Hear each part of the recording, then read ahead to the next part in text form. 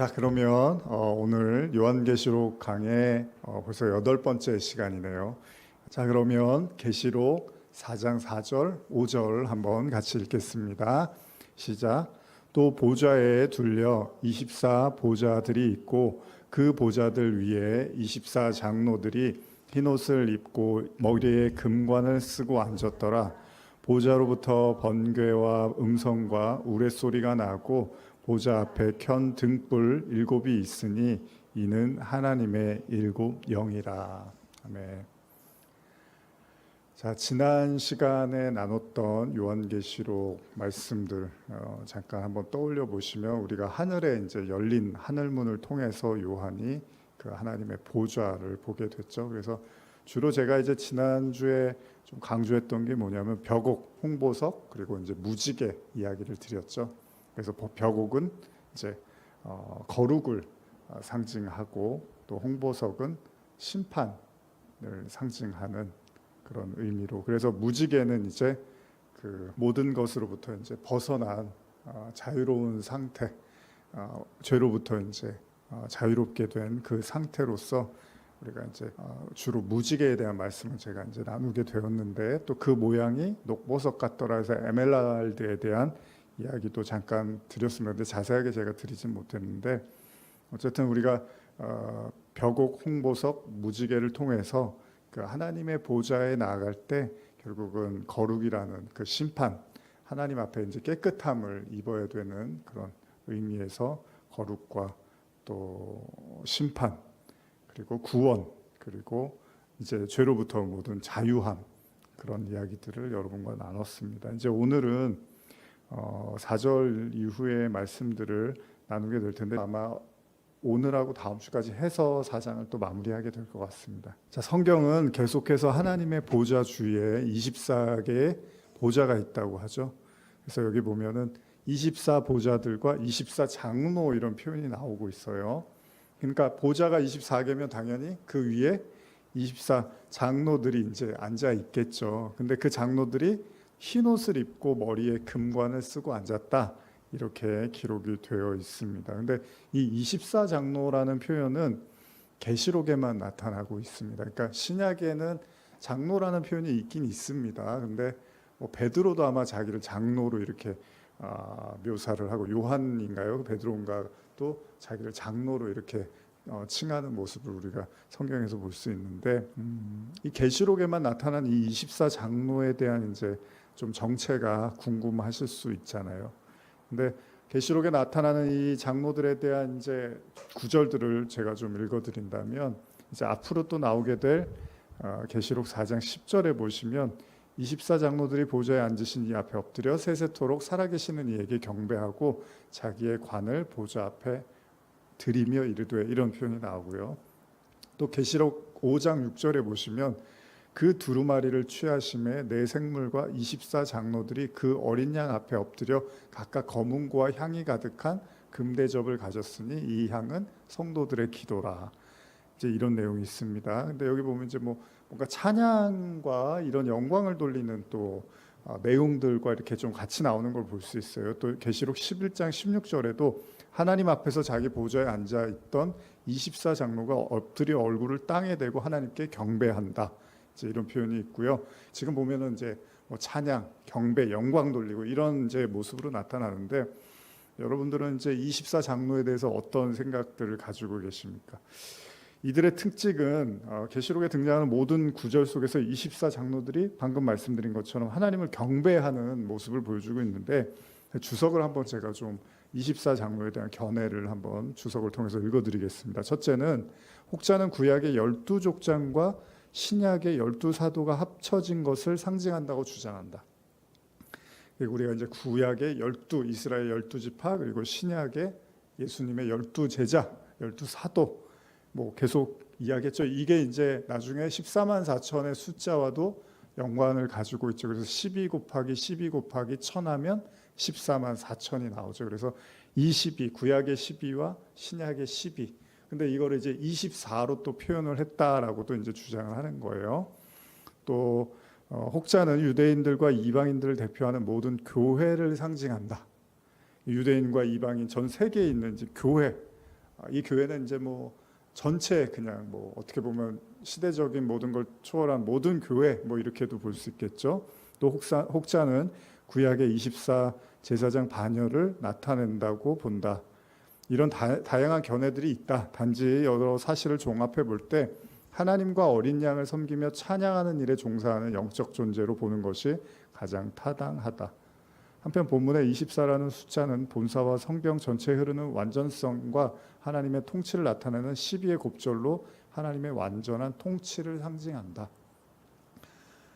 근데 이제 주석에 이제 어떤 영적인 존재다 이제 이렇게 이야기를 하고 있는데 우리가 12, 24 이런 개념으로 보면 또 어떤 의미에서는 이 구원받은 그러니까 12사도도 마찬가지고 이스라엘의 12지파도 마찬가지고 다 하나님의 구원받은 백성들이잖아요. 근데 이제 이것을 어떤 이제 24장로 하면 뭔가 이제 어떤 천사의 개념으로 이해할 수도 있고 한데 제가 이렇게 봤을 때는 신약의 12사도라든지 구약의 12 그 이스라엘 지파 아들들 이야기하는 걸 봤을 때는 이제 어떤 구원받은 그 하나님 왜냐하면 나중에 이제 사도들도 자기를 장로라고 이렇게 지칭을 한단 말이죠. 그랬을 때 분명히 그 예수님의 사도들과도 연관성이 있는 숫자로 봤을 때 우리가 그런 이제 관점에서도 이해할 수 있다는 거죠. 주석에도 말하고 있는 바와 같이 정확히 어떤 하나의 견해를 이제 지지한다기보다는 하나님과 어린 양을 섬기는 경배하는 마치 구약에서 성전에서 이제 찬송하고 하나님을 예배하던 자와 같은 영적인 존재의 개념으로 이제 이해하고 있는 것 같습니다. 중요한 사실은 12 더하기 12 이 개념으로서 4를 완전한 통치의 개념인 거예요. 그래서 엎드려서 경배를 하고 완전히 하나님께 이제 영광을 돌리고 찬송을 하는 이 개념 우리가 예배에 대한 말씀 나눌 때 그랬죠.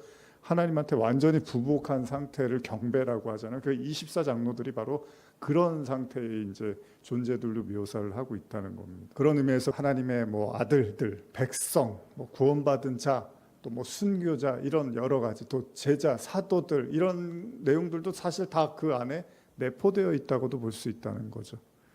마태복음 19장 27절 28절에 보시면 이에 베드로가 대답하여 이르되 보소서 우리가 모든 것을 버리고 주를 따라 싸운데 그런즉 우리가 무엇을 얻으리이까 이렇게 베드로가 묻습니다.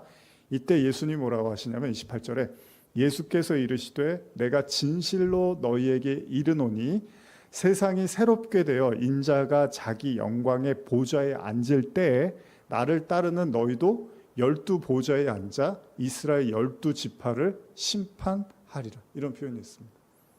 예수님이 제자들에게 너희들이 세상이 새롭게 될 때 너희들도 12 보좌에 앉아서 이스라엘의 12지파를 심판한다 이런 표현을 하고 있어요. 그러니까 24장로들이 24개의 보좌의 24장로라고 표현을 하고 있는데 이런 내용들하고 연관지어서 봤을 때 사도들, 제자들의 내용들과 무관하다고 볼 수는 없는 것 같습니다. 어쨌든 예수님께서 제자들에게 보좌에 대한 언급을 하시는 장면인데 굉장히 구체적으로 묘사를 하고 있습니다. 세상이 새롭게 될 때 그 자기의 영광의 보좌에 앉을 때 이스라엘 12지파를 심판하게 되는 것. 계시록에서는요 이 보좌에 관한 구절들이 많이 나오는데 근데 대부분의 보좌는 하나님의 보좌 혹 어린 양의 보좌를 의미하는 거잖아요.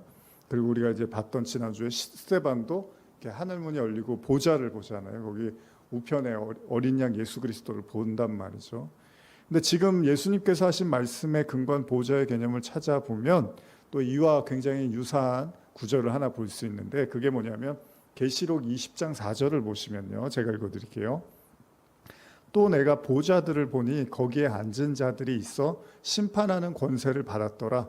또 내가 보니 예수를 증언함과 하나님의 말씀 때문에 목배임 당한 자들의 영혼들과 또 짐승과 그의 우상에게 경배하지 아니하고 그들의 이마와 손에 그의 표를 받지 아니한 자들이 살아서 그리스도와 더불어 1000년 동안 왕노릇한다. 이런 표현이 있어요. 보좌를 보니까 거기에 앉은 자들이 있는데 그 사람들이 예수를 증언함과 하나님 말씀 때문에 목이 베이고 또 죽임을 당한 자들이에요. 우상에게 경배하지 않아서. 그리고 그들의 손과 이마에 표를 받지 않는데 그들이 살아서 그리스도와 더불어서 1000년 동안 왕노릇한대요. 근데 보좌에 거기 이제 보좌에 앉은 자들이라고 하죠. 그러니까 아까 24장로, 24보좌 이런 개념들이 이제 연결지어서 생각할 수 있다는 거죠. 그래서 여기서 보면 목배임을 당하고 또 짐승과 우상에게 경배하지 않고 짐승의 표를 받지 않는 자들, 그들이 보좌에 앉아서 그리스도와 더불어 1000년 동안 왕노릇한다. 이게 다 무슨 이야기인가 싶으실 수 있습니다. 예수님께서 말씀하신 제자들이 이 보좌에 앉아서 심판하는 내용과 굉장히 유사한데, 방금 제가 말씀드린 이제 그런 순교, 예수 그리스도로 말미암아 이제 순교를 당한, 그리고 이제 거룩해진, 정결해진 자들에 대한 내용인데, 이 구절의 내용들을 살펴볼 때 우리는 충분히 예수님의 승천 이후에 제자들의 삶과 신앙이 어땠죠? 바로 이랬잖아요. 그러니까 자기의 목숨을 이제 다해서 예수님을 증거했고 십자가를 졌죠. 자기 부인의 십자가를 졌고, 그로 말미암아 그들은 우상에게 경배하지 않는 삶을 살았을 거죠. 그러니까 당연히 이런 삶을 살다가 결국 마지막에는 이제 진짜 목숨을 잃는 순교의 이제 삶을 살게 되잖아요. 근데 영적으로는 그들이 어떤 상태였죠? 그들이 영적으로는 베드로의 이야기처럼 왕 같은 제사장이라고 하죠. 너희는 택하신 족속이요 왕 같은 제사장이요 거룩한 나라다. 이게 이제 여러분과 저의 성도들의 현실입니다. 그러니까 이제 계시록을 오늘도 제가 말씀을 준비하면서 느꼈지만은 이 계시록은요, 여러분 정말 어떻게 보면 저와 여러분들이 굉장히 주의 깊게 아주 관심 있게 깊게 생각해야지 이게 요한이 진짜 무슨 얘기를 하고 싶었는지를 우리가 좀 느낄 수가 있습니다. 그러니까 그냥 가볍게 보고 뭐 그냥 다른 말씀 다 그러니까 이것도 좋은 말씀이겠지만, 이런 선으로 보면은 요한이 뭐 하러 이렇게 어렵게 말씀을 뭐 어떻게 보면 이리 꼬고 저리 꼬고 해서 이게 한글인데 무슨 말인지 모르게 써놓은 것처럼 보이잖아요. 근데 여러분들이 조금만 정말 진지하게 관심 있게 보면 이게 얼마나 비밀스럽고 또 이 그리스도인들에게 얼마나 힘을 주고 하나님의 여기 진짜 감춰진 보화들이 담겨 있는지를 알 수가 있습니다. 그래서 같은 얘기인 것 같은데 한번 여러분들 주의 깊게 한번 생각해 보실 필요가 있어요. 무슨 말이냐면 제자들의 삶이 이제 겉으로 봤을 때는 굉장히 피곤하고 고달프고 저주받은 것 같고 부유하지 못하고 사람들한테 박해나 당하고 정말 그런 삶을 살았잖아요. 근데 실제로 영적인 상태에서는 왕 같은 제사장이고 거룩한 나라라고 한단 말이에요. 그리고 지금 제가 읽은 말씀, 계시록 20장 4절 말씀이라든지 이런 걸 보면은 1000년 동안 왕노릇하는 그런 자들이라는 거예요.